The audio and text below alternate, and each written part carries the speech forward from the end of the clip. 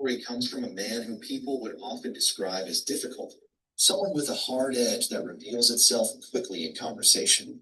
He speaks with certainty about how he sees the world, returning often to his understanding of masculinity, one shaped by the belief that men are increasingly under attack. His language is sharp, his positions firm, and his sense of perception central to his identity. In the portrait, this insistence on seeing is exaggerated through enlarged eyes, a visual amplification of the way he frames himself as someone who understands what others do not. And yet, beneath that confidence, there are contradictions, tensions in how he speaks about identity and selfhood that suggest something more layered, perhaps even unacknowledged within himself. For much of his life, immigration existed outside his field of vision. It was not something he considered, not something he felt connected to. That absence is rendered in the image through a missing eye in the forward-facing figure, a deliberate gap that marks what was unseen. It was only after the events in Minneapolis that he began to describe a shift.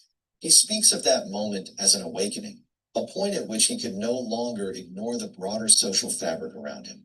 The enlarged eyes appear again in response to this change, but now they suggest something different, not certainty, but a forced recognition, an attempt to take in what had long been overlooked. He describes noticing how neighbors respond to one another, how perspectives differ, and how individuals might act with greater awareness toward others.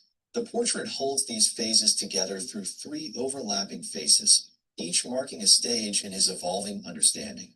Embedded within the layers are fragments from a 1990s immigration case, situating his personal shift within a larger legal and historical framework. As part of an ongoing body of work, the image does not resolve his contradictions, but instead presents them as narrative material. The face becomes a site of inquiry, where perception, blindness, and emerging awareness intersect. In this way, the work contributes to a broader exploration of portraiture as visual storytelling, one that bridges lived experience and institutional language and invites reflection on how understanding is formed, resisted, and reshaped over time.